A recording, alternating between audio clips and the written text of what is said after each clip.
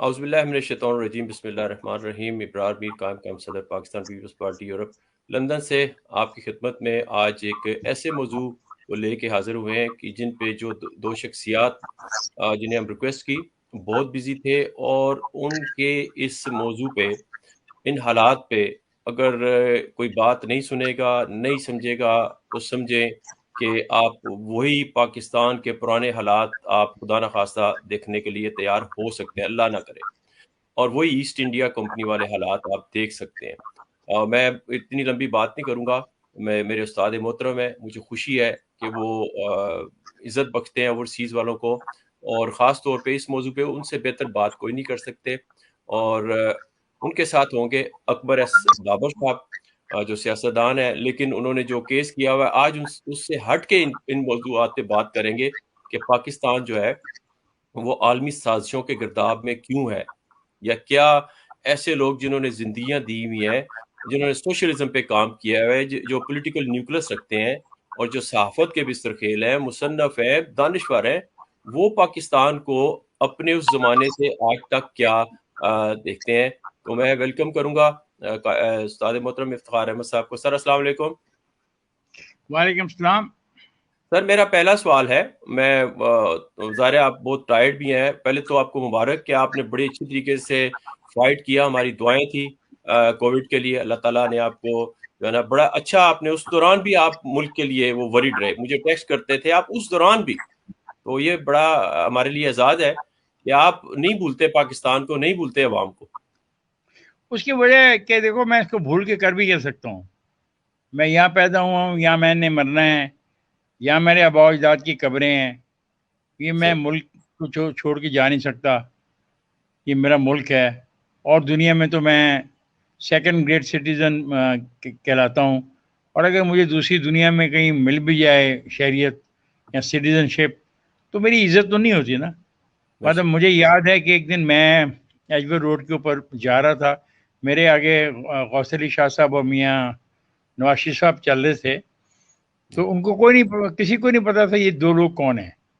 تو ایک کو جا کے اشارے پہ میں اکٹھے ہو گئے، تو انہوں نے مجھ سے ملاقات کی، ہیلو ہائی ہوئی، تو میں نے کہا کہ سر آپ کو یہاں پہ کوئی پہچانتا ہے؟ تو انہوں نے کہا نہیں، کوئی نہیں پہچانتا۔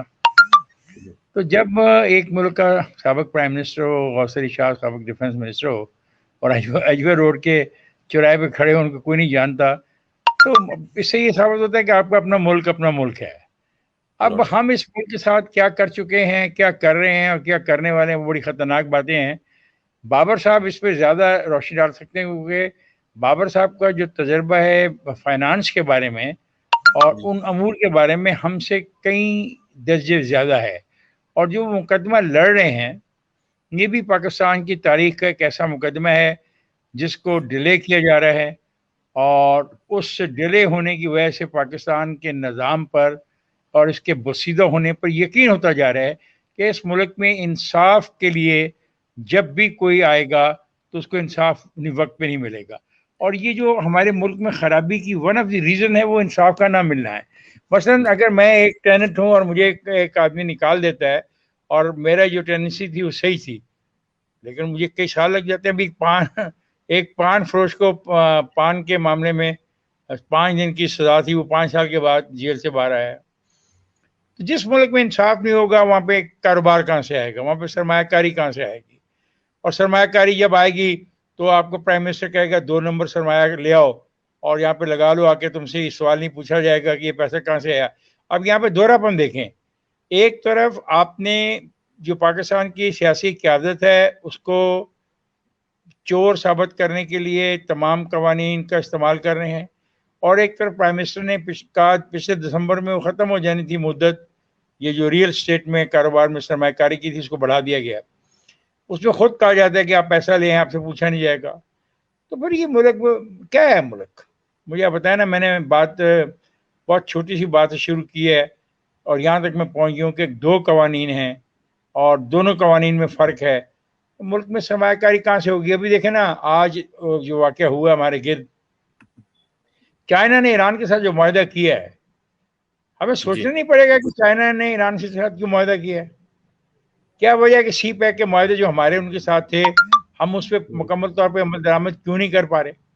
صحیح. یہ وہ سوالات ہیں، اس کا جواب کسی ایک کو تو دینا ہے. مجھے دینا ہے، آپ کو دینا ہے، بابر کو دینا ہے، یا عمران خان کو دینا ہے، یا پارلیمنٹ کو دینا ہے. پارلیمنٹ میں یہ معاملات زیر بحث نہیں آ رہے اور نہ لائے جا رہے ہیں. تو ایشوز تو بہت ہی گمبھیر ہوتے جا رہے ہیں. مہنگائی بڑھتی جا رہی ہے، غربت. اور دیکھیں جو مڈل کلاس ہے یہ اور اپنا کریکٹ. شرنک آپ کی جی جی جی ٹھیک ہو گیا. میں آپ کے یہ آپ کی اس اسٹرگل پہ سوال آتا ہے، آپ کی اس تھنکنگ پہ، اس فلسفی پہ سوال آتا ہے کہ 30 اکتوبر کو عمران صاحب نے اسلام آباد میں ایک فنکشن تھا، چیف منسٹر سندھ بھی بیٹھے ہوئے تھے سارے، تو اس کے اوپر انہوں نے آپ جیسے لوگوں کے لیے انگلی اٹھائی کہ 70 کی دہائی میں آپ لوگوں نے عوام کو مس گائیڈ کیا اور آپ نے سوشلزم کا نعرہ دیا. میں چاہتا ہوں وہ ریجیکٹ کریں اور جو دولت بے شک چند ہاتھوں میں جائے ٹیکس دیں. ان کا مطلب یہ تھا چاہے جوا کرائیں، چاہے شراب کے کھولے اڈے، جو کچھ کریں وہ ٹیکس دیں. وہ یہ ان کی فلسفی تھی. تو آپ سوشلزم کیوں غلط لے کے آئے سر؟ یہ آپ پہ سوال ہے، آپ لوگوں پہ. ہم سوشلزم تو خیر غلط نہیں دیکھے، نہ سوشلزم آیا تھا. جی اور اگر سوشلزم آ جاتا تو شاید ہم اتنے برے حالات میں نہ گزرے ہوتے. لیکن اس کے بارے میں یقین سے نہیں کہہ سکتا، کیونکہ اس وقت کی جتنی بھی سوشلسٹ ریاستیں ہیں ان میں سے 2-1 کے علاوہ باقی ریاستیں تو تقریباً ختم ہو چکی ہیں. وہاں پہ نظام مختلف نوعیت کے آگے ہیں. ہمارا سوشلزم کا جو کانسیپٹ تھا وہ یہ تھا کہ یہ ملک غریبوں کا ہے، یہ جی دھرتی غریبوں کی ہے، اور یہاں کے جو وسائل ہیں وہ غریبوں کے ہیں. ہمارا جو کانسیپٹ کا سوشلزم ہے وہ یہ تھا. ہم جی کہتے تھے کہ یہ انہی پر خرچ ہونے چاہیے. اور جو عمران کہہ رہا ہے، عمران کی بات میں وزن ہے، لیکن اب اس وزن کو میں کیا کروں کہ 3 سال گزرنے والے ہو گئے ہیں. جی اگر وہ ٹیکس چوروں کو نہیں پکڑ سکا یا وہ ٹیکس چوروں کو نہیں پکڑنا چاہتا، دونوں باتیں ہیں، تو جی قصور اس کا ہے. یہ حقیقت ہے کہ ہمارے میں ٹیکس دینے کی بہت صلاحیت ہے. آپ ابھی چلے جائیں کسی ہوٹل میں تو لوگ انتظار میں بیٹھے ہیں 40-50 ہزار روپیہ خرچ کرنے کے لیے ایک کھانے کی خاطر. اور جو گاڑیاں باہر ان کی کھڑی ہیں، 2-2.5-3 کروڑ کی گاڑی کھڑی ہے. جن گھروں میں وہ رہتے ہیں ان کی مالیت 7 کروڑ سے لے کے 10 کروڑ 12، یہ میں عمومی مالیت بتا رہا ہوں. جی ویسے تو ایسے گھر بھی ہیں جو بہت اس سے بھی زیادہ مہنگے ہوں گے.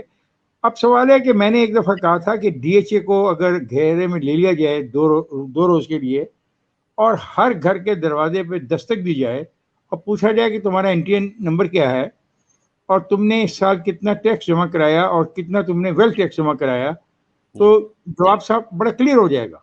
لیکن کون جرت کرے کہ ڈی ایچ اے کے گھروں کو جا کے گھیرا ڈالے، ان سے پوچھے؟ اس کے لیے تو طاقتور منظم حکومت چاہیے. نہ تو یہاں پہ طاقتور حکومت ہے، نہ منظم حکومت ہے. منظم نام کا لفظ جو میرا خیال ہے گورننس میں سے ختم ہوتا جا رہا ہے.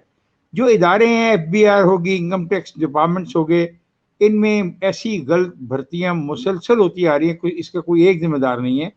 ہم بطور سوسائٹی ذمہ دار ہیں کہ ہم نے ایسے لوگ بھرتی کیے ہیں جن کا ایشو یہ نہیں ہے پیسے کلیکٹ کر کے خرچنا. ایک اس کا رستہ اور آسان تھا، وہ تھا کہ اگر ہم عوامی حکومتوں کا فیصلہ کر لیتے تو جی عوامی حکومتوں کی سطح پہ ٹیکس کلیکٹ کرنا زیادہ آسان تھا بنسبت فیڈرل لیول پہ یا پروونشل لیول پہ، کیونکہ یہ چھوٹا یونٹ ہوتا اور چھوٹے یونٹ میں پیسہ چوری کرنا یا پیسہ بچانا یا قوانین سے مذاق اڑانا مشکل ہوتا. لیکن ہم نے وہ بھی نہیں کیا. اور یہ بات تو حقیقت ہے نا دوست، کہ اگر ہمارے پاس پیسہ نہیں ہوگا تو سڑک نہیں بنے گی. اور مصیبت یہ ہے کہ ہم بچے پیدا کیے جا رہے ہیں، ہم نے فیملی پلاننگ پہ غور نہیں کیا. ہم بچے پیدا کرتے ہیں 2 اسکولوں کے اور اسکول ہمارے پاس ایک بھی نہیں ہے. بچے ہم پیدا کر رہے ہیں 2 اسپتالوں کے، ہسپتال ہمارے پاس ایک نہیں ہے. اور یہ ساری چیزوں کو ایک دوسرے سے ملا کے دیکھیں. ٹیکس نہ دینا، دکانداروں سے ٹیکس 1999 میں لینے کی کوشش کی گئی، وہ شٹر نیچے گرا کے مری چلے گئے سارے کے سارے. انہوں نے کہا ہم نے ٹیکس نہیں دینا. کوئی شخص پکی رسید دینے کو تیار نہیں ہے. ابھی پچھلے دنوں حکومت نے بڑی کوشش کی ایک خاص اماؤنٹ کے لیے، تاکہ آپ اپنا کارڈ جو ہے سوائپ کرائیں گے. لوگوں نے کہا ہم اپنا کارڈ سوائپ نہیں کرائیں گے. اور کچھ لوگ اگر تیار ہو گئے تو دکانداروں نے کہا ہم کارڈ کو سوائپ نہیں کریں گے، کیونکہ جب آپ کارڈ سوائپ کرتے ہیں تو آپ کی ڈیلی جو انکم ہے اس کا علم ہو جاتا ہے. جب ڈیلی انکم کا علم ہو جاتا ہے تو اس کی بنیاد پر جو ٹیکس کی ریشو ہے اس کا فیصلہ ہو جاتا ہے، پھر آپ کو ٹیکس دینا پڑتا ہے. तो ये सारा निज़ाम बिगड़ गया है। मुझे तो अब यहाँ पे कोई उम्मीद नहीं कि टैक्स के निज़ाम को बेहतर बनाया जा सकता है। तो इफ्तिखार साहब, सूबाई हुकूमतें तो जो है ना वो टैक्स कलेक्ट करके देती हैं। एनीवे क्वेश्चन आप ये कह रहे हैं कि आपको नहीं समझ आ रही, और मतलब ये थोड़ा सा आप डिस्टर्ब हुए हैं इनकी बातों से। स्टेट बैंक को कहाँ देखते हैं सर? वो तो आपके घर में भी डाका मार रहा है स्टेट बैंक, डायरेक्ट जीएसटी बढ़ा देगा, सारे मामलात दे देगा उठा के किसी भी इदारे को। वो तो हमारे आपके घर में पहुंच गया वो। नहीं, मैं देखे ना जीएसटी क्या है, जीएसटी सब देते हैं। कुछ लोग जीएसटी मुझसे लेते हैं और नहीं देते, और मैं ये वाज़ेह तौर पर बताता हूँ कि जब हम मुझे रसीद आके देता है होटल वाला, तो उसमें जीएसटी वो काट लेता है। व्हाट इज द गारंटी कि वो जीएसटी जो उसने मुझसे काटा वो जाएगा? क्योंकि कोई ऐसा सिस्टम इवॉल्व नहीं होने दे रहे ना वो। असूली तौर पर सही। ये सिस्टम तो होना चाहिए ना। और ये यही तो वजह है कि पैसा कहाँ जा रहा है। पैसा देखे ना, मुझे एक बात बताएं एक आदमी एक तनख्वाह में, हाईएस्ट तनख्वाह अगर हमारी जो है 5 लाख से 10 लाख के दरमियान जो सरकारी मुलाजम है, 5 लाख तो मैं बहुत बड़ी बात कर रहा हूँ। जब 5 लाख के सरकारी मुलाजम के घर में गाड़ियां भी हों, उसके बच्चे बाहर पढ़ते हों, उसका बाहर घर भी हो जाए, एक फ्लैट भी वो खरीद ले, उसकी रियल प्रॉपर्टी भी यहाँ पे हो जाए, उसकी बीवी के हाथ में डायमंड्स भी अच्छे हों, उनके घर में गोल्ड प्लेटेड खाने की प्लेटें भी हों, तो मुझे बताएं ये कैसे मुमकिन है इतने लाखों रुपए में इस किस्म का निज़ाम चलाना, इस किस्म का घर चलाना? तो क्या करेगा जीएसटी या क्या करेगा एफबीआर वहां पे आके? क्योंकि जब बुनियाद ही गलत है, जब उसने वो जो प्लॉट खरीदा था उस प्लॉट की वैल्यू अंडर अंडर उसने कम लिखवाई है, उसकी रजिस्ट्री उसने कम लिखाई है। बड़े मजे की बात है कि जो डीसी रेट है, कि डीसी को इल्म नहीं है कि रेट क्या है इस इलाके का? ये बहुत लंबी बहस है। इसमें ज्यादातर उस आदमी को आपको बुलाना चाहिए जो हमारे माशियात हो। मैं तुम्हारे माशियात तो नहीं हूँ, और ना ही मैं इतनी डीप जानता हूँ। मैं अपने बारे में जानता हूँ मैं टैक्स पे करता हूँ, रेगुलर टैक्स पे करता हूँ। हर साल मैं अपना जो है वेल्थ टैक्स जमा कराता हूँ, और पिछले 2 साल से मैं बेरोजगार हूँ। इस साल जो मैंने अपना इनकम टैक्स जमा कराया, इसके बावजूद भी मैंने पैसे मुझे देने पड़े, क्योंकि जो मेरे बैंक में पैसे पड़े थे उस पर जो मुझे सूद मिलता है वो, और मेरे जो आमदन है ज़रात पे, अगर वो मैं डालूं तो मुझे टैक्स देना पड़ा है। सवाल ये है कि ये निज़ाम बहुत ही पेचीदा हो चुका है। लोग डरते हैं कि इस निज़ाम में ना आए। इस निज़ाम पर के बारे में बात करने के लिए तो किसी ऐसे आदमी से आप बात करें जो इसको जानते हो। मैं तो एक सियासी वर्कर हूँ, मैं तो सियासत की बात कर सकता हूँ, सियासी निज़ाम की बात कर सकता हूँ, इस ढांचे को बदलने की बात कर सकता हूँ, इसमें बेहतरी लाने की बात कर सकता हूँ। मैं इसके अलावा इतना नहीं आलम फाजल। इफ्तिखार साहब, आप एक सवाल का जवाब दे दें। अकबर एस बाबर साहब को हम वेलकम करते हैं, क्योंकि उनका सिस्टम नहीं चलता तो मैं उन्हें फ़ोन पे लाया हूँ, और वो सुन रहे थे आपको थोड़ी देर तक। कहते हैं बस उन्हें बोलने दें। मैंने कहा नहीं जी, आप भी तो। I have a lot of respect for Babar. मैंने एक दो दफा इनसे रब्ता भी टेलीफोन पे किया है। आई जी, रिस्पेक्ट हिम। एटलीस्ट एक आदमी खड़ा तो है ना यार। बेशक इस मुल्क बेशक। में लोग खड़े नहीं होते, सौदा करके घर चले जाते हैं। मैं आई सवाल सर सैल्यूट। आप ये कर लूं, मैं इनकी भी फिर बात करता हूँ। ये सवाल आया है कि वो गिलगित बल्तिस्तान से, कि हम बचपन से ही सुनते आ रहे हैं जी कि सिस्टम नहीं ठीक है, और फौजी हुकूमत भी आई है, सिविल भी, सारा कुछ आया है, तो सिस्टम क्यों नहीं ठीक होता सर? वो मैन्युफैक्चर फॉल्ट कहाँ पे है? मैन्युफैक्चर फॉल्ट उस आदमी के में खुद है जो ये सवाल कर रहा है। सही। क्योंकि ना तो ये, अब देखे ना कितना आजाद मुल्क है। सही। आप कहीं से भी सड़क पार कर सकते हैं, ठीक। आप कहीं भी थूक सकते हैं, सही। आप किसी जाने वाले को एकदम थप्पड़ भी मार सकते हैं, ठीक। आप भागती हुई बस में चढ़ भी सकते हैं, सही। आप भागती हुई ट्रेन से उतर भी सकते हैं। ठीक। आप ओवरहेड ब्रिज के जाने की बजाय सड़क को ऐसा क्रिस क्रॉस भी कर सकते हैं। आप ठीक। चाहें तो हॉस्पिटल के अंदर जाके डॉक्टर के गले पड़ जाए, ना कि आप जिन मुल्कों में रहते हैं वहां पे पहली फटती लगी होती है कि जो इस हॉस्पिटल के काम में मुदाखलत करेगा उसको सजा दी जाएगी। लेकिन हम तो हमारा मरीज मर जाए तो हम तो शीशे तोड़ देते हैं। जितनी आज़ादी मेरे मुल्क में अफराद को है, मैंने अभी तक जितने ममालिक फिरे हैं नहीं देखी। मैं तो जाके इशारे पे खड़ा होता हूँ, बटन दबाते हैं, लोग खड़े रहते हैं, रंग बदलता है, लोग सड़क क्रॉस करते हैं। ये तो सवाल नहीं पैदा होता। آزادی کا کیا مقصد ہے؟ یہ جو دوست میرا سوال کر رہے ہیں، یہ سوال اس کو اپنے آپ سے کرنا چاہیے کہ ہم کہاں کھڑے ہیں، ہم ٹھیک، کیا کرتے ہیں۔ ہم جہری چیزیں بیچتے ہیں اور جان بوجھ کے بیچتے ہیں، ہم 2 نمبر کام کرتے ہیں اور کھل کے کرتے ہیں، ہم لوگوں کو دھوکہ دیتے ہیں، کھل کے دیتے ہیں، ہر وہ کام کرتے ہیں جس کا قانون اجازت نہیں دیتا۔ کیا دوسرے ملکوں میں ایسا ہو سکتا ہے؟ نہیں جناب۔ وہاں پہ شراب پینے کے جو آپ کے علاقے ہیں برطانیہ کے، وہاں پہ لکھا ہوا ہے کچھ علاقوں میں کہ رات 10 بجے کے بعد یہاں شراب پینا منع ہے۔ لکھا ہوا یا نہیں لکھا ہوا؟ لکھا ٹھیک ہوا ہے سر یا نہیں؟ جی ہاں بولے نا ہاں یا نہ، میں کوئی جواب دیں۔ جی، آپ تھوڑا سا ٹائم بڑھ گیا ہے، پہلے ہوتا تھا، آپ ذرا بڑھ گئے نہیں ٹائم بڑھ گیا ہوگا نا، لیکن جی جی، اصول تو ہے نا۔ ہاں اصول ہے، بالکل بالکل اچھا، جب آپ کو وہ پولیس والا روکتا ہے تو آپ کا نام پوچھتا ہے، یہ پوچھتا ہے، وجہ پوچھتا ہے، اور چٹ پہ لکھتے رہتا ہے، اور ایک چٹ کی کاپی آپ کے ہاتھ میں تھماتا ہے نہیں تھماتا؟ بالکل تو یہاں پہ کس کی بات ہم کریں؟ جس جگہ کسی پولیس والے نے روکنا ہے، میں نے فون اٹھا کے کان پہ لگا لینا ہے، اور بھاجی انہیں میں روکیا یہ ہاں ایلو گل کر دے نال۔ تو اس سے سسٹم تو نہیں چلے گا، اور نہ چل رہا ہے۔ اور بدقسمتی یہ ہے کہ اب تو سسٹم بسیدہ اتنا ہو گیا ہے کہ اب وہ دیمک لگ گئی ہے، مجھے ڈر ہے کہ یہ گر نہ جائے۔ صحیح۔ اچھا سر، آپ کی اجازت سے میں اکبر ایس بابر صاحب کو بھی سر سامنے لاتا ہوں۔ مجھے بہت خوشی ہوگی بابر صاحب کی آواز سن کے اور ان کی باتیں سن کے۔ بالکل، آپ کی موجودگی میں سر، آپ کی اجازت سے اچھا، جو آپ نے جواب دیا ہے افتخار صاحب، وہ جن صاحب نے سوال کیا تھا وہ کہتے ہیں جی میں اتفاق کرتا ہوں افتخار صاحب سے، حالانکہ جواب آپ کا بڑا سخت تھا لیکن انہوں نے اتفاق کیا جی۔ اس کا اچھا، مطلب سچ بولنے جی کی صلاحیت بھی ہم میں ہے، بالکل اور بالکل، سچ بولنے کی صلاحیت ہے، یہی آخری امید ہے، یہی زبردست، آخری امید ہے ریاست کو بچانے کی۔ اگر یہ بھی انشاءاللہ ختم پر ریاست گئی۔ انشاءاللہ انشاءاللہ۔ اچھا اکبر ایس بابر صاحب، پہلے تو سر آپ کو یقین کریں کہ آپ مورلی، پبلکلی، آفیشلی عوام کے اندر آپ نے وہ کیس جیت لیا ہے۔ اب ایک فارمیلٹی ہے کہ وہ اس کا ڈیسیجن ادھر آئے یا ادھر آئے، کیونکہ تاریخ جب بولتی ہے سم ٹائم، جیسے بھٹو صاحب کو پھانسی ہوئی تو کوئی انہیں قاتل نہیں مانتا اور وہ ان کا کیس ریفر بھی نہیں کیا جاتا عدالتوں میں۔ ایک تو سر آپ کے لیے یہ بات ہے، دوسری بات یہ ہے کہ یہ جو افتخار صاحب پہلے اکانومی پہ تھوڑی سی بات کر رہے تھے، وہ کہہ رہے تھے میرا نہیں، اکبر ایس بابر صاحب بات کریں گے۔ آپ کو مجھے سر یہ بتائیں کہ عمران، آپ لوگ کیوں وری ہیں کہ اسٹیٹ بینک چلا گیا، اس طرح ہو گیا؟ عمران صاحب نے تو اپنا وعدہ پورا کر دیا کہ آئی ایم ایف کے پاس اب حکومت نہیں جائے گی، اب اسٹیٹ بینک جانے اور وہ جانے، یہ تو وعدہ ان کا پورا ہو گیا۔ بسم اللہ الرحمن الرحیم۔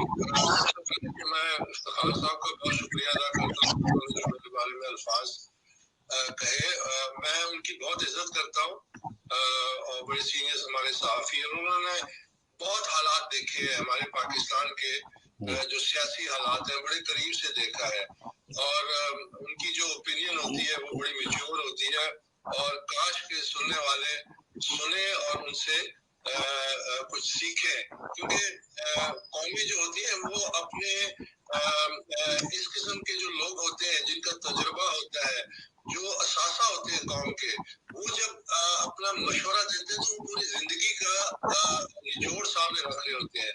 انفارچونیٹلی ہمارے ملکوں میں ایسے لوگوں کی اتنی قدر نہیں ہے، اور یہی یہ ایک بڑی وجہ ہے۔ جہاں تک افتخار صاحب کا تعلق ہے، میں ان کا بڑا شکریہ ادا کرتا ہوں کہ انہوں نے وہ باتیں کہی میرے بارے میں۔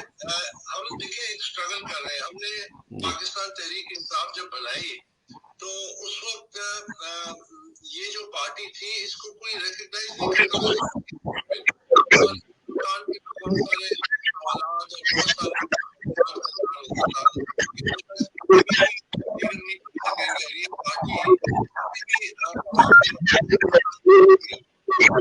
ہم نے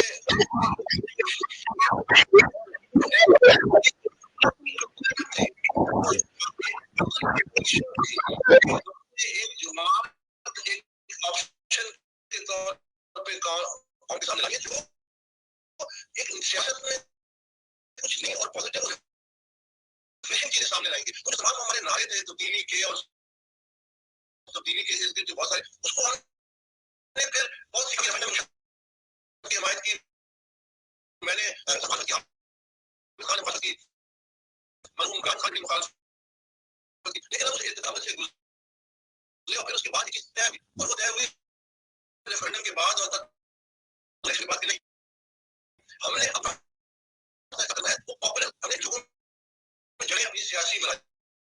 دیکھیں عمران خان فلیکسیبلٹی تھا، اس نے شوکت خان میں جو لیکن اس کو کوئی پوزیشن پولیٹیکل نہیں ملی، نہ 1997 کے الیکشن میں نہ 2002 کے الیکشن میں. کیونکہ وہ لیڈر کو اپنے دل سے مانتے ہیں تو وہ ووٹ دیتے. تو وہ جو 2002 کے بعد 11 تک وہ پیریڈ ہے جس میں پھر ہم نے ایک پلاننگ کی، پولیٹیکل لیڈر کی پلاننگ کی کہ ہم نے ہماری نظریہ 1 2 3 4 میں بھی سوال ہے آئی ایم ایف کے بارے میں سوال کیا. میں نے میڈیا میں سوشل میڈیا لیٹر ریلیز کرا جو 2000 میں عمران خان نے لکھا آئی ایم ایف کو اور ورلڈ بینک کے صدر کو. تو وہ لیٹر میرے سامنے پڑھا تو میں نے کہا آج کل جو حالات جا رہے ہیں کہ جس طرح ہم اپنی سوورینٹی کو تو اس وقت عمران نے اور یہ ہمارا موقع تھا، یہ لیٹر میں نے کہا تھا یہ ہمارا موقع تھا کہ آئے ہے یہ معاشرے یہ تھرڈ ورلڈ کنٹریز کو تباہ کرتی ہیں، یہ غربت بڑھاتی ہیں، یہ چوک کرتی ہیں، یہ جو لوز ہوتے ہیں جو کئی اور ہوتے ہیں اکثریت، لیکن ان کا بوجھ عام آدمی پہ ڈالا جاتا ہے مہنگائی کے ذریعے، بجلی کے ذریعے، گیس کے بل کے ذریعے. تو اس کی ہم شدید مخالفت کی. اور عمران خان ریکارڈ ہے managing director world bank president کو یہ میں تھوڑی دیر میں آپ کو بھیجوں گا اور ویسے بھی سوشل میڈیا پر ریلیز ہوگا. ہم نے پارٹی کی جو برانڈنگ کی، ہم نے جو پارٹی کی برانڈنگ کی وہ پارٹی کی جو برانڈنگ تھی انفارچونیٹلی جو ایک بہت بڑی ٹریجڈی ہوئی ہے وہ ٹریجڈی یہ ہے کہ جب پبلک میں اس پارٹی کی انٹریکشن ہوئی اور اس کی جو ہم نے پارٹی کے جو سلوگن آئیڈیالوجی تھی اس وقت یہ پارٹی ہائی جیک ہو گئی. اور سب سے بڑی ٹریجڈی یہ ہے کہ ہائی جیکرز کے ساتھ ہمارا پارٹی کا جو کیپٹن یعنی چیئرمین تھا وہ مل گیا. اور اس وقت سے تو آج تک میں لڑ رہا ہوں اور انشاءاللہ وہ بھی ہم نے پہل کی کہ تھرڈ آپشن پولیٹیکلی کریٹ کیا ہائی جیک ہونے سے پہلے. کیونکہ جب یہ ہائی جیک ہو گئی تو اس کے بعد جو اس پارٹی کا حشر ہوا ہے وہ آپ لوگوں کے سامنے ہے. آج یہ پارٹی ہل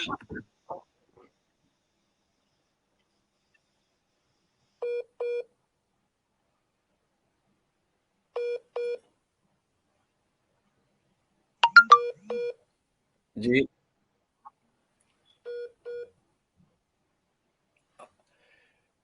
جی افتخار صاحب میں انہیں دوبارہ لے لوں گا. سر آپ یہ بتائیں آپ بھی بیس ایک سیاستدان کو بنا رہے ہیں، قائد اعظم بھی سیاستدان تھے، یہ بھی سیاسی جماعت کی بات کر رہے ہیں، تو بیس کیا اکانومی ہے یا سیاست ہے؟ دیکھیے ایک دوسرے سے ملتی جلتی چیزیں ہیں. مطلب کیا آپ نے زمین کا کتنا پہلے خریدا ہے یا آپ نے مکان کا نقشہ پہلے منظور کروایا ہے، یہ تو اس قسم کی ڈبیٹ ہو جائے گی نا.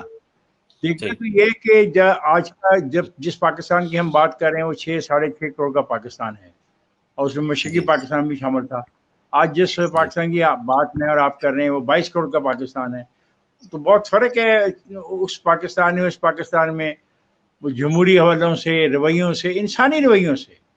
ہمارے جو اخلاقی رویے وہ بھی بڑے میٹر کرتے ہیں. دیکھیں کسی سوسائٹی میں صرف پیسہ ہی میٹر نہیں کرتا، وہ اس کی بنیاد میں بہت ساری چیزیں ہوتی، تاریخ ہوتی ہے، اس کی ثقافت ہوتی ہے، اس کی پینٹنگ ہوتی ہے، اس کا آرٹ ہوتا ہے، اس کی بلڈنگز ہوتی ہیں، ان کے رویے ہوتے ہیں، ان کی جنگیں ہوتی ہیں، اور پھر ان کے محلے ہوتے ہیں، گلیاں ہوتی ہیں، اسکول ہوتے ہیں، کالجز ہوتے ہیں، یونیورسٹیز ہوتی ہیں.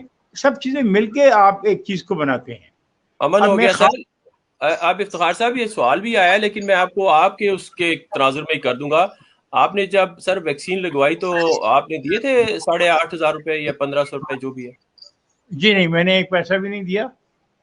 تو آپ لکی ہے سر. تو یہ ابھی غریب کیا کرے گا؟ آپ جو یہ بالکل غلط بات ہے. جن لوگوں نے پرائیویٹ لگوانی ہے یہ ان کے لیے ہے. جو سرکاری سطح پہ آپ جائیں، آپ اپنا شناختی کارڈ اپنے ساتھ لے کے جائیں. آپ کو 15 منٹ سے لے کے 1 گھنٹے تک کا وقت دینا پڑے گا، بیٹھنا پڑے گا. وہ آپ کو چیک کریں گے, پھر آپ کو ویکسین لگا کے بٹھا دیں گے, تو خدا نخواستہ کوئی رد عمل نہ ہو جائے فوراً اس کا, اور اس کے بعد آپ گھر آ جائیں گے. سرکاری سطح پہ کوئی چارجز نہیں ہے. ہاں, جن لوگوں کے پاس اللہ نے پیسہ دیا ہے وہ چاہیں تو جو قیمت آپ بتا رہے ہیں اس قیمت کے جو انجیکشن ہے وہ بازار میں اویلیبل ہیں. جی اکبر ایس بابر صاحب میرا آگے ہیں. جی اکبر ایس بابر صاحب, جی افتخار صاحب کہہ رہے ہیں کہ یہ جو ویکسین ہے یہ پرائیویٹلی ڈیفرنٹ ہے اور عوام کے لیے, لیکن جو پرائیویٹلی کانٹریکٹ, یہ کیا یہ غلط نہیں ہے اس طریقے سے منگوانا؟ نہیں دیکھیں نا, اب یہ ایک اور ڈیبیٹ ہے, کیا منگوانے کی اجازت دینا قانون کے مطابق دی گئی ہے, جو ملک میں قانون ہیں ان کو سامنے رکھا گیا ہے, کیا اس کے لیے کوئی ٹینڈر کیے گئے ہیں, کیا کوئی کمپٹیشن کیا گیا ہے, یہ باتیں ضروری ہیں جاننے کے لیے. الزام یہ لگ رہا ہے کہ جو حکمران طبقہ ہے اس کے کسی دوست کو کھربوں روپے کا فائدہ پہنچانے کے لیے یہ حرکت کی گئی ہے. اچھا سر, اسی کو میں آگے لے کے چلوں گا. اکبر ایس بابر صاحب, یہ جو قطرہ قطرہ کر کے ان کا کوئی بندہ بڑا چونا لگا کے چینی میں, آٹے میں, گیس, تیل میں, اب آہستہ آہستہ اس بندے کو سائڈ پہ کرتے ہیں. پہلے جہانگیر ترین صاحب کو سائڈ پہ کیا, اب یہ جو ہے بابر ندیم, ان کو تو یہ کب تک یہ جو بھی ان کے ساتھ موقع ہے, یہ کب تک ان کے ساتھ یہ کھیلتے رہیں گے, عوام کے ساتھ کھیلتے رہیں گے اس اسکیم کے ساتھ؟ اس سے زیادہ بڑا اہم ابھی مسئلے ہیں ہمارے, اور میرا خیال ہے ہمیں اس پہ توجہ دینی چاہیے, کیونکہ پہلے بھی کہہ چکا ہوں کہ جب آپ احتساب کی بات کرتے ہیں نا, احتساب سے شروع کریں گے اور اپنے لاگو نہیں کریں گے, اسٹیٹر قسم کی حرکتیں کریں گے جس طرح یہ ہو رہے ہیں. کئی سالوں میں اس ملک میں یہ جو دور گزرا ہے یہ دور میں حکومت ہے.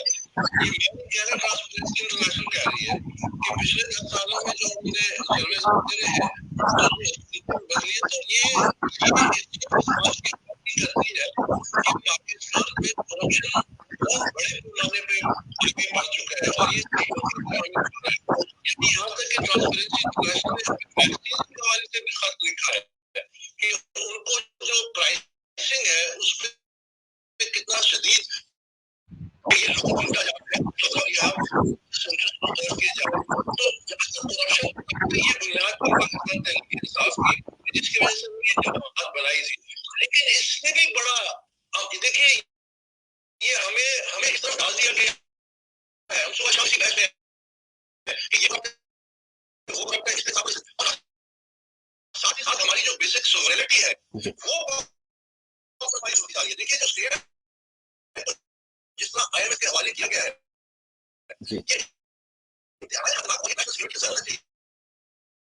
سوال یہ ہونا چاہیے کہ باقی جب سوورینٹی کمپرومائز ہو رہی ہے اور لیڈنگ اکانومسٹ جس طرح کی باتیں کر رہے ہیں کہ جو ابھی بل آ رہی ہے جس کے ذریعے آئی ایم ایف کو لٹرلی فنکشنلی ان کے حوالے کر رہے ہیں, یہ بہت بڑے مقصد ہے, بہت موقع مقصد ہے. میں سوال پوچھنا چاہتا ہوں کہ کیا کیبنٹ انٹرنیشنل سیکورٹی نے اس معاملے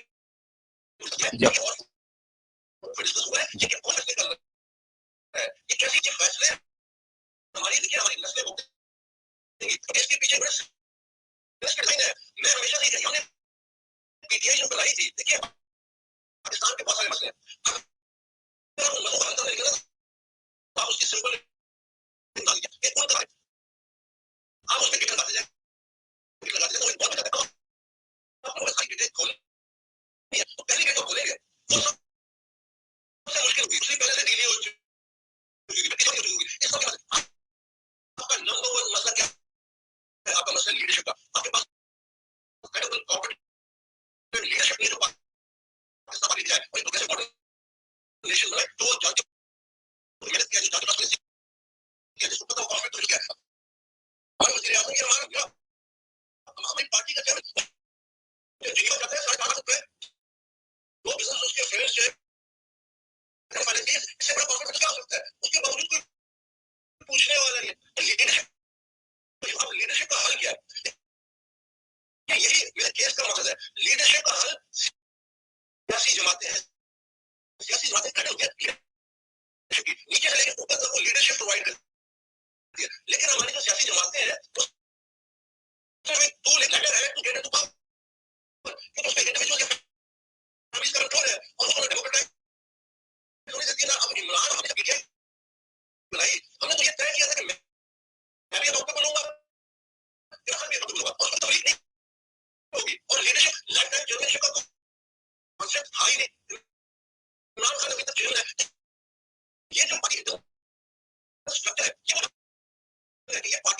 احتمال تبدیلی آتی ہے. اب چائنا میں اگر آپ اسٹڈی کریں اس کی پراسپیرٹی کی بات کرتے ہیں, اسٹیٹ فنڈڈ اکانومی سب سے بڑی اکانومی, نمبر 2 بڑی اکانومی بن گئی دنیا کی.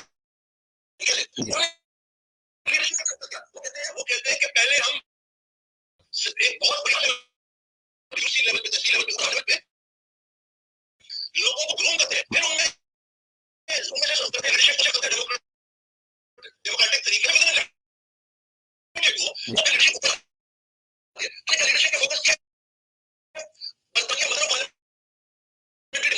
پچھلے 3-4 سال دو الیکشن میں 3 وجہ بدلے اپنے لیڈر کو خود بدلا ہے.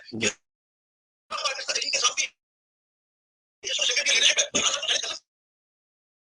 کو بیٹھ کے سامنے سے سوال کرتی ہے آپ کی یہ پالیسی فیل ہو گیا, آپ کی یہ پالیسی بھی فیل ہو گیا, اکانومی کہاں چلے گی, چلے گی یا بےروزگاری کہاں سے چلے گی, یا مہنگائی نے لوگ یا آپ ادارے انٹرنیشنل اچھا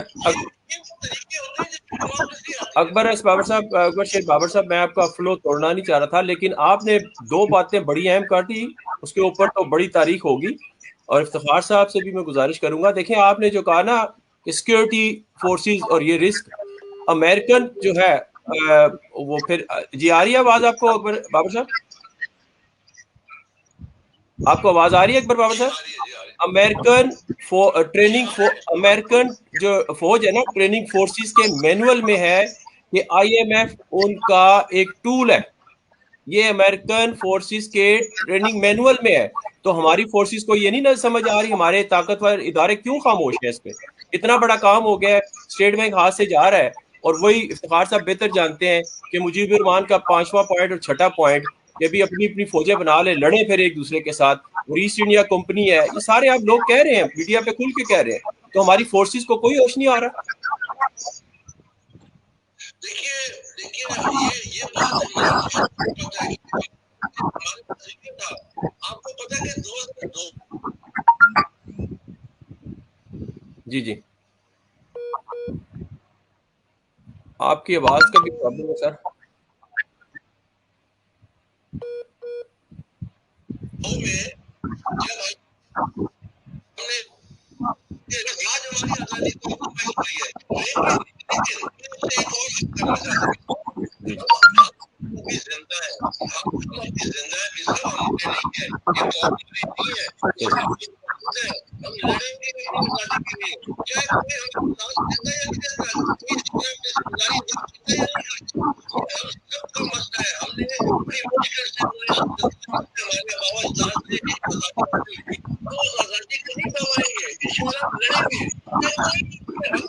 کوئی بھی یہ پاور پالیٹکس کا یہ پہلے کی ہوتی ہے, میں نے اس کی مثال کی, اس میں بھی یہ ہوا تھا, پاور کی وجہ سے انٹرنیشنل کنسپریسی جو تھی وہ سکسیسفلی ہوگی, پاکستان 2 لاکھ ہو گیا, اس میں ڈیموکریٹک فورسز کی بھی ضرورت نہیں تھی.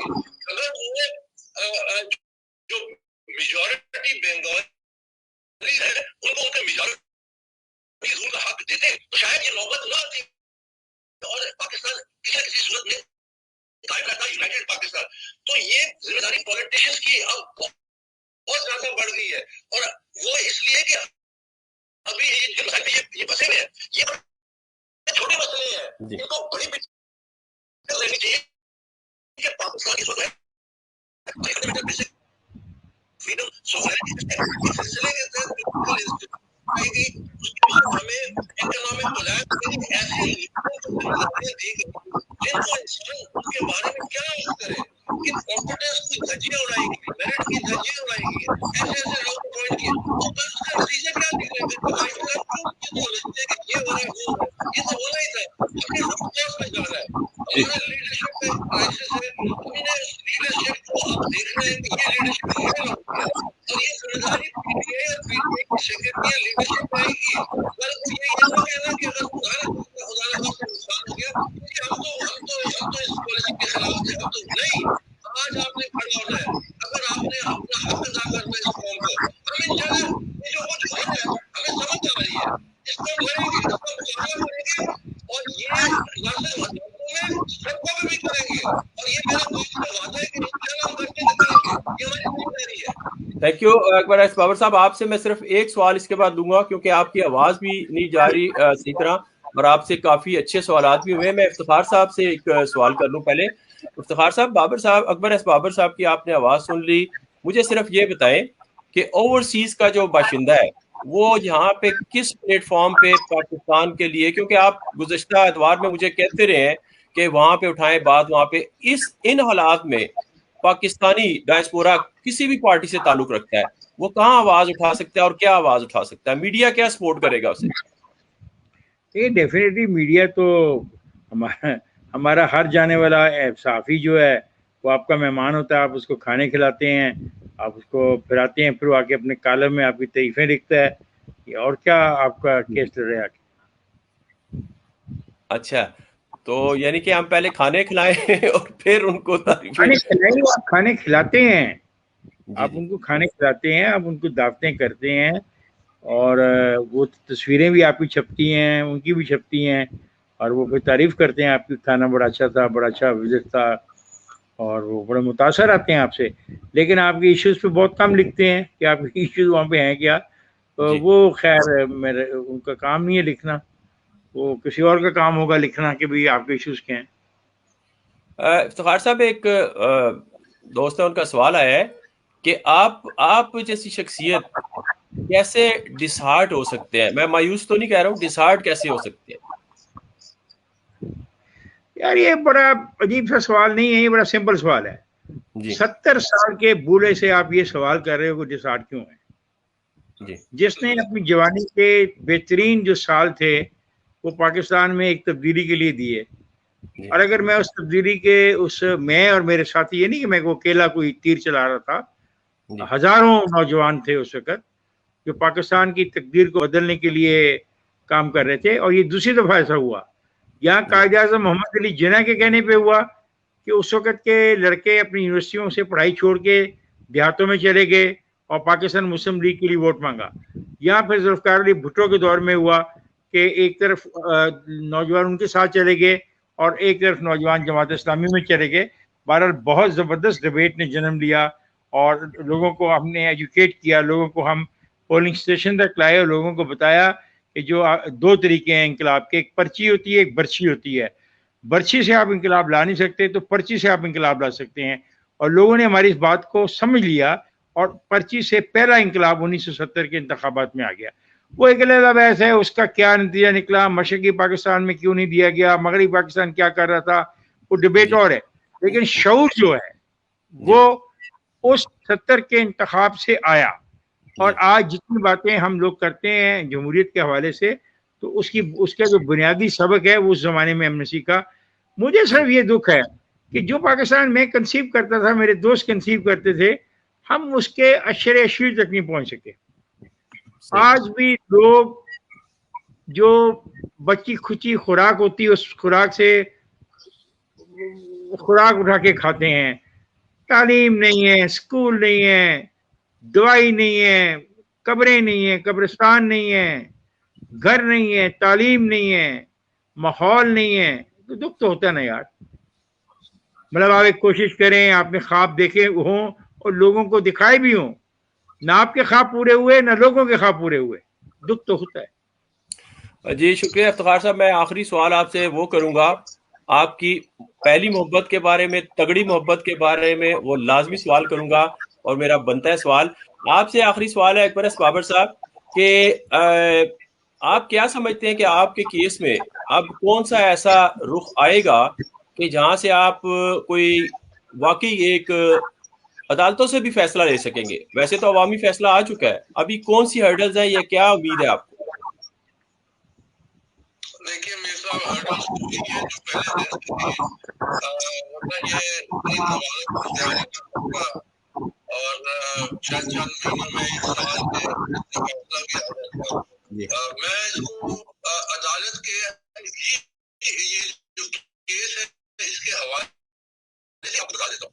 मसलन स्क्रूटनी कमेटी बनी मार्च 2018 में, उसकी जिम्मेदारी ये थी कि 1 महीने के अंदर स्क्रूटनी मुकम्मल करिए नोटिफिकेशन का। तो जाहिर है उनसे ताउन नहीं किया गया, उनको वो जो पीडीएस द्वारा अपने अकाउंट نہیں دی گئی مزید اس کو دیا، پھر بھی نہیں ہوا. پھر اس کے بعد وہ لامحدود ایکسٹینشن دے دی. اور یہ تاریخ اسکروٹنی آڈٹ 3 سال ہو گئے، مطلب اسکروٹنی ایک اکاؤنٹ کی مکمل نہیں ہوئی. اب کی وجہ کیا ہے؟ جب اسکروٹنی کا مشکل ہوگا تو اس وجہ سے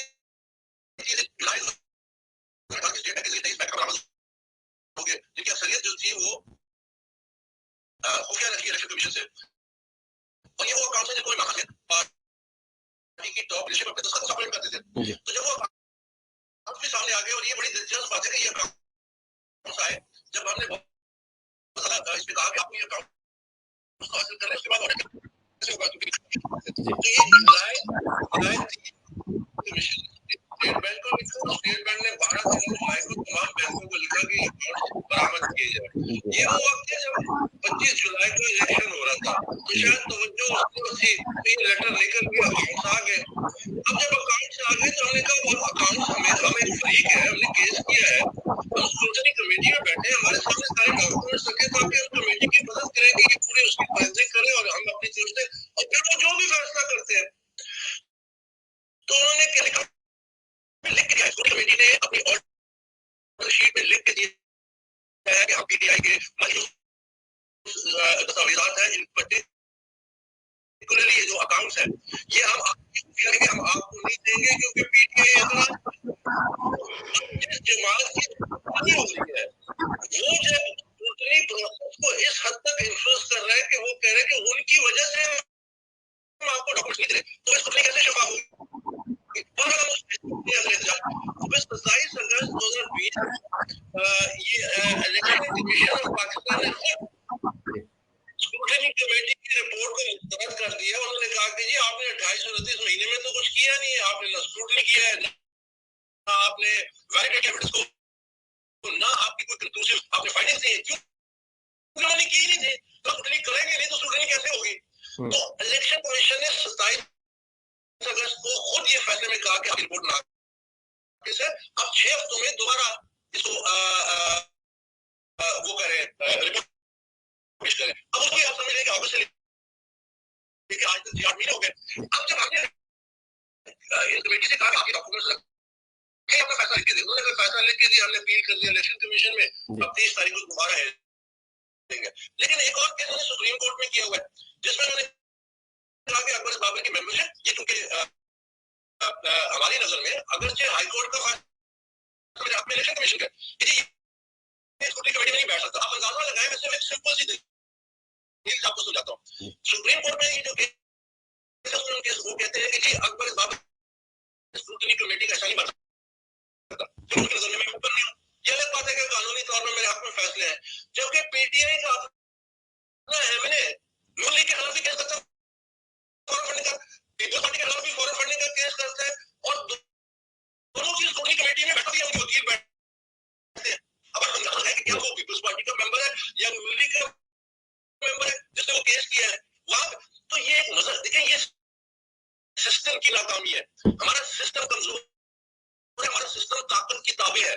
جب تک سسٹم اور آئینی اختیارات الیکشن کمیشن کے بہت زیادہ لامحدود ہے، اگر اسے ایکسرسائز نہیں کریں گے تو وہ کیسے وہ کریڈیبلٹی پبلک میں ان کی بنے گی؟ اسی لیے ہم کہتے ہیں کہ بھائی کمیٹی سے آپ تمام ڈاکومنٹس لیں، الیکشن کمیشن کو ڈیلی بیسس پہ دیکھیں، اور جو انویسٹیگیشن کرنی ہے وہ کریں گے. انویسٹیگیشن تو ہوئی نہیں، تو یہ معاملہ وہیں پہ پھنسا ہوا ہے. اور اس کی بڑی وجہ یہ ہے کہ یہ ہمارا یہ جو ادارے ہیں یہ فعال نہیں ہے پوری طور پہ، یہ طاقت کے تابع ہو جاتے ہیں، جس کی وجہ سے پھر اللہ کیسے نہیں ہوتے. اور جس کی مثال 6 سال سے بھی زیادہ ہو گیا اب یہ معاملہ چل رہا ہے، اور یہ کام ہے جو ہم نے ان کو تجویز دی. ہم نے کہا جی آپ پی ٹی آئی کے تمام ڈاکومنٹس دیجیے، ہم آپ کو 4 دن اپنی آپ کو اپنی فائنڈنگ دے دیں گے، آپ اس کو تسلیم کریں، مسترد کریں، وہ آپ کا اختیار ہے. لیکن کم از کم معاملہ تو آگے بڑھے گا. اب دیکھتے ہیں کہ یہ الیکشن کمیشن 36 تاریخ کو ہے اس میں کیا فیصلہ کرتے ہیں ڈاکومنٹس کے حوالے سے کہ کیا وہ ہمیں، کیونکہ ہم ایک فریق ہے، ہم نے کیس کیا اور ہم سے ڈاکومنٹ چھپائے جا رہے ہیں، اور پھر ٹی او اور کمیٹی کہتی ہے کہ اسکروٹنی دونوں فریق کے سامنے ہوگی. تو جب آپ نے ایک فریق کی آنکھوں میں پٹی باندھ دی تو وہ آپ کی کیا مدد کر سکتا ہے, وہ کیسے ٹوٹنے میں مدد کر سکتا ہے؟ تو یہ بڑا مخصوص معاملہ ہے, لیکن میرے پاس اور کوئی راستہ نہیں ہے. میں یہ جو جنگ لڑ رہا ہوں یہ بہت بڑی جنگ ہے, اور اس میں میڈیا کو شکریہ ادا کرنا چاہتا ہوں کہ میڈیا نے جس طرح ساتھ دیا, باوجود اس کے بہت ساری کرتنیں ہیں, ڈپریشنز ہیں, رکاوٹیں ہیں, کیونکہ بہت بڑی جنگ ہے. اگر اس جنگ میں کامیاب ہوگا, جو انشاءاللہ میں ہوں گا, اور انہیں اداروں سے فیصلہ ہوگا, تو ہم ایک سیاسی جماعت کو مثال بنائیں گے کہ اس نے اپنا احتساب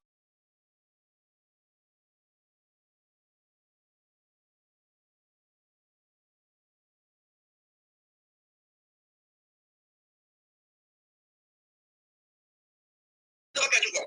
میں عمران خان کے راستہ چناؤ ناکام ہو چکا ہے, یہ فیل, اس کو ہی ہیز ٹو گیو وے, اس نے راستہ دینا ہے, اور یہ پارٹی ہم نے دوبارہ اس کو نظم کرنا ہے. یہ ہمارا عہد ہے جب تک ہم زندہ ہیں, اور انشاءاللہ اس میں کامیاب ہوگی. اچھا, جو آپ نے میسج دے دیا, لیکن ویسے ایک چھوٹا سا ہائپوتھیٹیکل کوسچن ہے, اس کو بڑا مختصر آپ جواب دے سکتے ہیں کہ جیسے کسی کیس کو لٹکانا ہو تو وکیل چینج کر دیتے ہیں کسی ایسے موڑ پہ جب کوئی فیصلہ آنے والا ہو, تو یہ نہ ہو کہ الیکشن کمیشن کا کوئی رڑن تختہ کر دے تو آپ کا کیس ہی لٹک جائے. دیکھیں, الیکشن کمیشن ایک آئینی ادارہ ہے. جو عمران خان نے ادارے یا ان کی وزیروں نے جو پریس کانفرنس کی ہے, میں 7 سال سے الیکشن کمیشن آف پاکستان کے سامنے کھڑا ہوں. میں نے کبھی بھی الیکشن کمیشن کو اس طرح ان کی جو کریڈیبلٹی ہے اس طرح اس کی تجزیہ, اور وہ بھی وزیر اعظم 2 مہینے جنوری 20 اسی سال وہ وانا میں کہتے ہیں ہمیں تو کچھ چھپانے کے لیے نہیں ہے. اب جو الیکشن کمیشن بالکل صحیح ہے, ہمیں پورا اس پہ اعتماد ہے, اور 2 مہینے بعد وہ اسی الیکشن کمیشن کی تجزیہ کرتا ہے اور کوئی نوٹس نہیں لیتا. میں نے دوستوں سے کہا کہ یہ تو سپریم کورٹ کا نوٹس ہے کہ ایک آئینی ادارے پہ حملہ ہے, یہ ہمارے آئین پہ حملہ ہے. اگر آپ انڈیویجول ہیں یا ایون پالیٹکس میں ہیں تو آپ تھوڑا بہت کیسوں سے, لیکن یہ chief executive of the country, آپ کیسے ایک آئینی ادارے پہ حملہ کر سکتے ہیں؟ آپ کیسے کر سکتے ہیں؟ اور پھر اس ادارے پہ جہاں پہ وہ ملزم کے طور پہ ہے, یہ تو اسپیشل آف جسٹس میں بھی آتا ہے کہ آپ انصاف کے ساتھ رکاوٹ بن رہے ہیں, آپ اس کو پریشرائز کر رہے ہیں, آپ اس کو کہہ رہے ہیں کہ جی آپ یہ ریزائن کریں. یہ آج تک مجھے نہیں سنا جو کچھ ہو رہا ہے, لیکن ہم آپ کھڑے مقابلہ کریں. سر ریسٹ ایشور کہ آپ کیس عدالت کے فیصلے کے تحت جو مرضی آئے, لیکن آپ عوام کی نظر میں, دنیا کی نظر میں آپ کیس جیت چکے ہیں, اور آپ نے جو کمٹمنٹ دکھائی, ذرا سی لگزش نہیں دکھائی, کوئی آپ پہ یہ بلیم نہیں لگا کہ آپ اسٹیبلشمنٹ کی طرف سے آئے ہیں, کیا ہے ایک اکیلا اکبر شیر بابر, اس سب پہ ایسا بھاری ہوا کہ ایسا نظریہ لایا کہ اب انسپائریشن ایک تاریخ بن گئی ہے نا. آپ ایک کیس نہیں ہے, آپ ایک تاریخ بن چکے ہیں کہ اکبر ایک شیر بابر بھی ایک زمانے میں آئے تھے تو وہ یہ کر کے تھے. یہ آپ اب کتابوں میں افسانوں میں یہ تاریخ میں سیاست میں یہ آپ کا نام یہ سنہری روپ سے نظر آئے گا لوگوں کو. بہت شکریہ سر, اپنا بہت خیال رکھیں. تو انشاءاللہ افتخار صاحب سے آخری ایک سوال ہوتا ہے اگر وہ آ جاتے ہیں. جزاک اللہ sir, thank you, thanks for great time جی. اور یہ تھے جناب اکبر ایس بابر صاحب. میرے خیال میں جب ان کی مجھے پتہ ہے آواز نہیں سی آ رہی تھی, لیکن میں نے سمجھا ایک رسپیکٹ ہے اور کچھ باتیں کرنے کی سمجھ آئی تو چلے میں دہرا دوں گا. ہو سکتا ہے میری آواز صحیح نہ آ رہی ہو. اس پہ ہوتا ہے کہ جب جتنے گیسٹ آ جائیں تو اسی حساب سے پھر سسٹم کرتا ہے, کوئی ایسی بات نہیں ہے. تو ایک کارکن کی حیثیت سے میں افتخار صاحب کو کوشش کرتا ہوں اگر آ جاتے ہیں, کیونکہ وہ پہلے 2 پروگراموں میں تھے اور انہوں نے مجھے ٹیکسٹ کیا کہ ہی اسٹارٹ.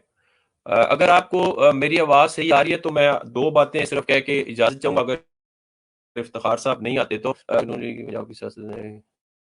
اچھا, یہ سوالات میں چاہوں گا کہ اپنے کوشش کرتے ہیں. مجھے کوئی دوست یہ بتا دے کہ میری آواز صحیح آ رہی ہے, اگر نہیں آ رہی تو بتا دے, ورنہ پھر جو ہے نا میں آپ کا بھی وقت نہیں ضائع کرنا چاہتا ہوں.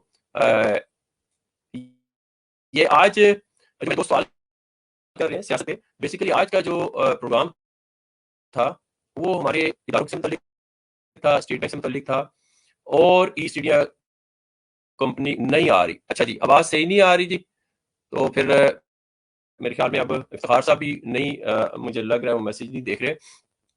تو چلیں انشاءاللہ کچھ دن بعد پھر حاضری ہوگی، اور اسی طرح آپ لوگوں کے لیے ہم کوشش کریں گے کہ اوورسیز میں پاکستان کے جو بھی بہترین سیاستدان ہیں، صحیح آ رہی ہے، صحیح آ رہی ہے، اچھا صحیح آ رہی ہے آپ کے، اچھا ایک دوست کہہ رہے ہیں صحیح آ رہی ہے اور ایک کہہ رہے ہیں نہیں آ رہی. اب چلے کسی کو آئی ہو کسی کو نہیں، چلے کوئی بات نہیں، ایسا ہی ہے. مجھے لگتا ہے اکبر بابر صاحب بھی وہ فارن فنڈنگ کے سے مستفید نہیں ہوئے، اسی لیے وہ بھی سادے ہیں ابھی تک، یقین کریں کہ ان کے پاس یہ سسٹم بھی نہیں چل رہا تھا. افتخار صاحب بھی اپنی کورونا کی کووڈ کے دنوں میں بھی پاکستان کے لیے یقین کریں وہ دکھ کی اور وہ طرح کی باتیں کرتے رہے میرے ساتھ، تو مجھے بڑا آنر ہے کہ وہ اس طرح کی باتیں کرتے رہے ہیں.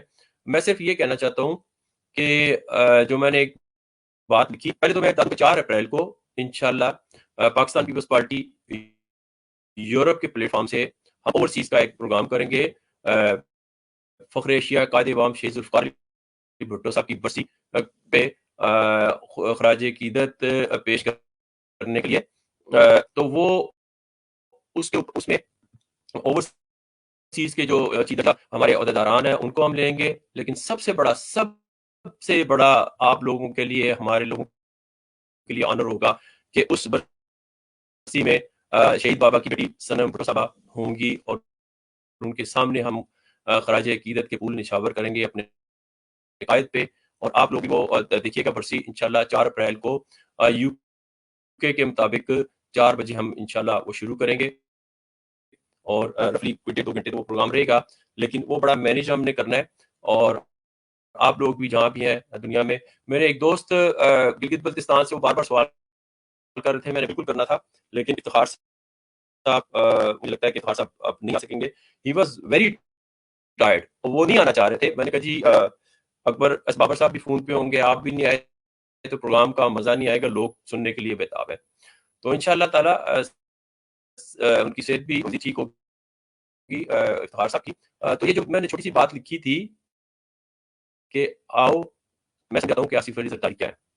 دیکھیں جب بی بی شہید نے جنم شرف کے ساتھ مذاکرات کیے تھے نا، اس وقت لوگوں نے، میڈیا نے بڑی طنز کی تھی، بڑے تکلیف دہ مراحل سے ہم گزرے تھے، کارکن بھی ریجیکٹڈ ہوا تھا. لیکن آج دیکھ لیں کہ وہی جمہوریت ہے، اسی مذاکرات پہ اس کی وردی بھی اتری، آگے بڑھے، پھر استعفیٰ بھی دیا. تو یہ جمہوریت کو آسان نہیں ہوتی کہ بٹن پریس کر دیں تو آپ کو کچھ فوراً وہ مل جائے گا.